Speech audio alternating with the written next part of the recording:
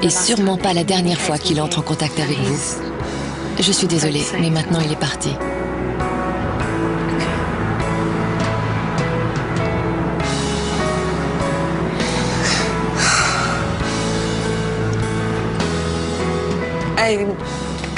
Je ne pensais pas que c'était vrai. Je croyais vraiment que c'était une arnaque. Je comprends. Je ne m'attendais pas à ça. Tenez. Merci. Venez là. Merci.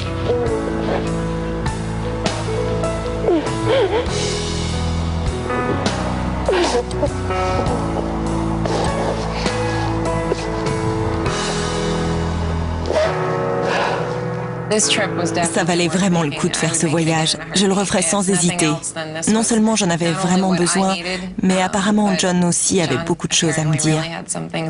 Vous savez, je crois qu'il y a une raison pour chaque chose. J'étais vraiment sceptique et je ne serais jamais allée consulter un médium. Mais là, j'ai ressenti le besoin de le faire et John était là. C'était la plus belle expérience de ma vie. Prenez soin de vous, toutes les deux. On se reverra peut-être. D'accord. Merci. À bientôt. Au revoir. Au revoir. Au revoir. Quelle expérience bouleversante. On ne vit pas ça tous les jours.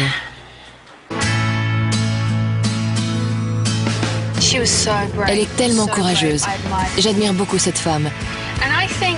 Je crois que faire son deuil, c'est la meilleure chose qui puisse lui arriver. Une fois qu'on a accepté les choses, on peut aller de l'avant. Savoir la vérité, ça peut aider certaines personnes à gérer des émotions vraiment dures.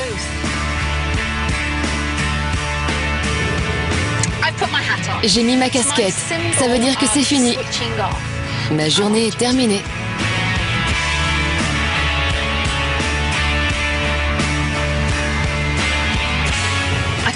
J'ai hâte de voir mon petit garçon. Je vais aller l'embrasser. Il doit être au lit maintenant. Je vais m'asseoir, discuter avec Kevin, lui raconter ma journée. J'ai hâte de terminer ma journée, de redevenir une personne normale, boire un verre de vin devant la télé.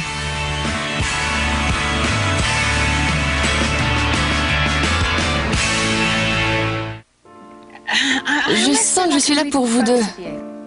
Oui. Parce que je ne peux pas vous séparer. D'habitude, je peux établir une frontière et me concentrer sur une personne. Vous êtes sœurs? Oui. Je dois vous demander quelque chose. Est-ce que vous voulez tout savoir? Oui. Oui. Vous êtes prête à tout entendre? Tous les coups sont permis. Très bien.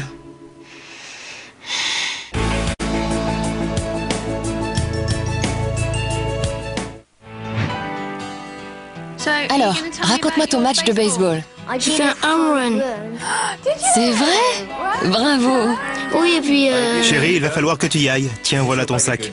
Merci. Allez, crapule, je dois y aller. Fais-moi un bisou. Oh, ne fais pas ça. Sinon, je te refais un bisou plein de rouge à lèvres. Non, non, non. Passe une bonne journée à l'école. Allez, chérie, sois prudente sur la route. Je t'aime. Je t'appelle plus tard. À ce soir. Salut. À ce soir, salut. J'aime beaucoup partir travailler. J'aime quitter la maison en me disant que je pars faire quelque chose d'important. Je vais aider les gens.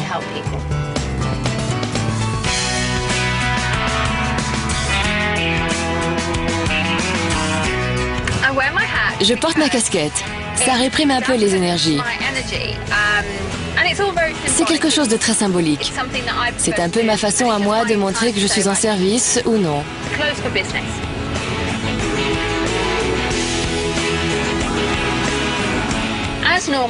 Comme toujours, je ne sais rien des personnes qui viennent me voir ou de ce que je vais faire. Si j'ai trop d'informations, ça me bloque. Pour moi, c'est mieux de ne rien savoir du tout.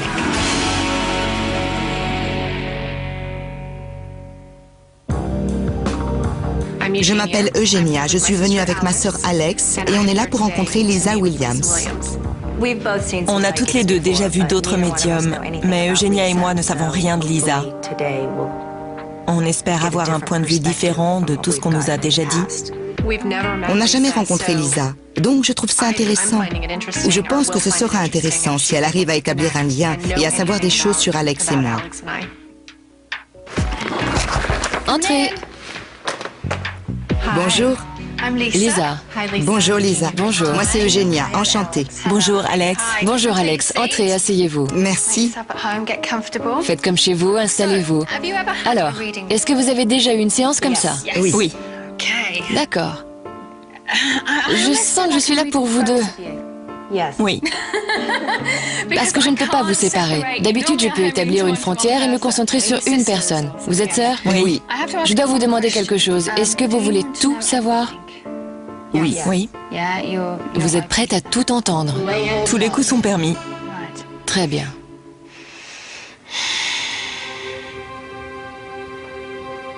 Est-ce que ça pourrait être l'esprit d'une figure maternelle? Parce que j'entends mère.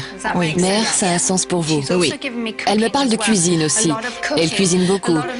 Des mélanges, des pots, des casseroles, des recettes, des bonnes odeurs. Oui. Et c'est pas de la pâtisserie, c'est vraiment des petits plats. C'est tout à fait notre mère. C'est vraiment... Elle cuisinait tout le temps. Et elle parle très vite, un peu comme ça. Et elle est vraiment très directe, très dynamique, mais parfois un peu brusque. Elle ne voulait pas blesser les gens, mais ça arrivait. Oui. Toutes les deux en cœur. Oui. Dans son esprit, elle a le sentiment d'être partie trop jeune. Elle avait une soixantaine d'années. Elle allait avoir 60 ans. Elle tient à vous remercier pour toutes les fleurs. Bien sûr, il y a eu des obsèques, mais elle me dit aussi que vous avez fêté son anniversaire. Oui, très bien. Elle est géniale. Elle avait des cheveux ondulés ou peut-être une sorte de vague dans ses cheveux. Oui. Oui. C'était naturel, mais ça ne lui plaisait pas. Non. Elle a peut-être essayé de changer ça parce qu'elle n'aimait pas trop ses cheveux. Elle était très coquette. Notre mère, quand elle était jeune, c'était sans doute l'une des plus belles femmes. Elle était magnifique. Vraiment magnifique. Elle aborde le sujet de votre père. On n'est pas sorti de l'auberge. C'est parti. Elle a quitté votre père. Elle dit qu'elle l'aime toujours, mais elle lui en veut. Elle dit que lui ne pense pas avoir fait quelque chose de mal. Mais oui, elle se sent trahie. Un petit peu.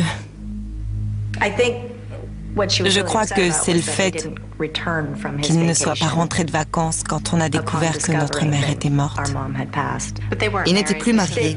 Ils s'étaient mariés il y a 25 ans. Oui, ils n'étaient plus mariés, ils avaient divorcé il y a quelques années. Oh, d'accord. Elle me dit que vous avez besoin de savoir. Oui. Elle n'arrête pas de dire qu'elle est désolée, mais il faut que vous sachiez. Est-ce que vous comprenez ça? Il y a beaucoup de choses qu'elle ne pouvait plus gérer. En plus, elle n'allait pas très bien. Peut-être une dépression ou une légère schizophrénie. Notre mère avait des accès de dépression. Ça faisait des années qu'elle était assez instable mentalement. Elle avait l'air d'être sur la bonne voie. Il y avait tout le temps des hauts et des bas. Elle me dit aussi qu'elle est morte seule. On l'a trouvée. J'ai l'impression qu'on a trouvé son corps.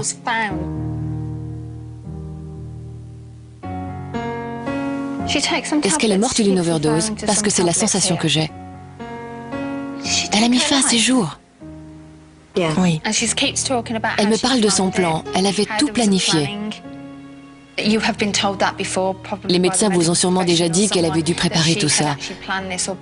Et elle me dit qu'elle est désolée de vous l'apprendre comme ça. Je crois qu'on se posait encore des questions pour savoir si elle avait vraiment eu l'intention de mourir. Ou alors si c'était plutôt une sorte d'appel au secours qui est allé trop loin. Elle me dit qu'elle a commencé par prendre une grande quantité de comprimés, mais ça n'a pas marché. Donc elle en a repris encore. On a bien retrouvé 2 flacons. J'ai une question. Allez-y. Elle a caché les flacons après avoir pris les pilules. Elle ne voulait pas que vous les trouviez. Elle ne voulait pas qu'on les trouve. Elle ne voulait pas que vous les trouviez. Pourquoi elle ne les a pas jetés à la poubelle? Elle dit que c'est le premier endroit où vous auriez cherché. En fait, on n'a même pas regardé. Non. Elle a caché les flacons parce qu'elle voulait que l'on pense qu'elle s'était peut-être évanouie et qu'elle était morte naturellement. Peut-être une crise cardiaque ou quelque chose comme ça. D'accord. Ils étaient cachés derrière des livres? Derrière une sorte de tuyau. Oui, c'est ce que je vois. Je sens qu'ils sont derrière quelque chose. Oui, merci. Et elle est gardée dans sa table de nuit depuis quelques jours. Merci beaucoup. Elle dit aussi que la personne qui l'a découverte n'était pas censée la trouver. C'était l'une d'entre vous? C'est moi, c'est elle. Elle dit, la personne qui m'a trouvée n'aurait pas dû. Est-ce qu'elle regrette d'avoir été retrouvée dans cet état? Elle dit qu'elle est désolée. Ce n'est pas ce qu'elle avait prévu. Elle me dit que l'une de vous a téléphoné, lui a parlé, et elle avait déjà tout préparé dans sa tête. Peut-être que si vous repensez à cette conversation, vous réaliserez qu'elle n'était pas comme d'habitude. Oui, j'ai senti que quelque chose n'allait pas. Elle m'explique qu'au moment de cette conversation, elle vous a fait ses adieux d'une certaine façon. Mais vous n'avez pas fait vos adieux. C'est vrai. Elle a voulu écrire une lettre. Elle a commencé à l'écrire. Vous l'avez trouvée? Oui. Elle est désolée. Elle n'a pas pu la terminer. C'était trop difficile pour elle. Lisa a parlé d'une lettre et on a bien trouvé une note. Juste un petit mot qui disait « S'il vous plaît, pardonnez-moi ». Mais on ne savait pas si c'était une lettre d'adieu ou... C'était caché sous d'autres papiers, on ne savait pas ce que c'était. Elle a été retrouvée plusieurs jours après? Oui, à peu près 3 jours après. J'allais plutôt dire 2, mais... En fait, on ne sait pas exactement quel jour elle est morte. L'une de vous lui a parlé ce jour-là. Je l'ai appelée sans arrêt le mardi. Elle dit qu'elle a entendu le téléphone sonner. Mardi? Vous venez de répondre à notre question de savoir quand elle est morte. Parce qu'on n'a jamais su. Alors c'est pile aujourd'hui l'anniversaire de sa mort. Elle vous tend une rose jaune à chacune. Elle adorait le jaune. Ça représente Le jaune. un nouveau départ. Elle nous a toujours dit de porter des sous-vêtements jaunes le jour du Nouvel An. Parce que c'était le début de quelque chose de nouveau. Oui, c'est ça, le jaune, exactement. Mais elle est heureuse. Elle a fini de parler. Je ne veux pas qu'elle s'en aille. J'aimerais pouvoir la retenir, mais malheureusement son énergie s'affaiblit. C'est assez difficile. J'aimerais pouvoir la garder aussi longtemps que possible, mais là je l'ai retenue un long moment. Je ne voulais pas la laisser partir. J'aurais voulu la prendre et l'emmener avec moi. Je la sentais vraiment présente dans la pièce. Oui. On lui a pas dit qu'on l'aimait. Ouais. Vous n'avez pas besoin de moi pour dire à votre mère que vous l'aimez. Vous le lui dites sûrement tous les jours, à votre façon. Lui dire au revoir était vraiment le plus dur. C'est ce qui m'a touché le plus. Parce qu'on avait vraiment l'impression d'être avec elle. Je suis vraiment contente. Merci. Très heureuse d'avoir pu établir un lien entre elle et vous, vous trois, ensemble. Merci beaucoup. Merci. Je vous en prie. Vous nous avez apporté des réponses. Ça nous aide beaucoup. Ça va nous aider à tourner la page. Merci. Et aller de l'avant. Merci. C'est incroyable que ce soit aujourd'hui l'anniversaire de sa mort. C'est vraiment fou. Assez ironique. Pensez aux sous-vêtements jaunes. Un nouveau départ. Sous-vêtements jaunes. J'étais ravie de vous rencontrer. Nous aussi, merci beaucoup. Je vous en prie. Prenez soin de vous. Merci beaucoup. Merci, vous aussi. Nous sommes vraiment reconnaissantes. C'est rien, je vous en prie. Rentrez bien. D'accord. D'accord, merci. Allez, au revoir. En arrivant, j'ai eu des sensations très étranges. J'ai ressenti que des meurtres avaient eu lieu ici.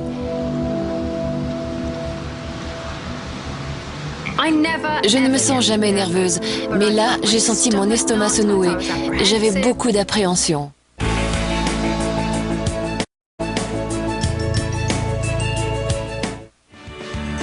Quand je termine une séance, je ne peux pas garder tout ça en moi. Je ne peux pas, ça m'affecterait trop. Il faut juste que je dise, bon, j'ai vraiment aidé cette personne, c'était une histoire triste. Mais je ne peux pas m'accrocher à cette émotion. Je dois aller de l'avant parce que ce ne serait pas juste d'emporter ces émotions à ma séance suivante. Chaque client a une séance personnelle et individuelle.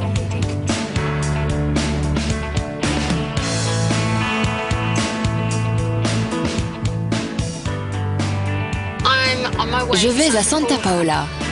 Je vais voir quel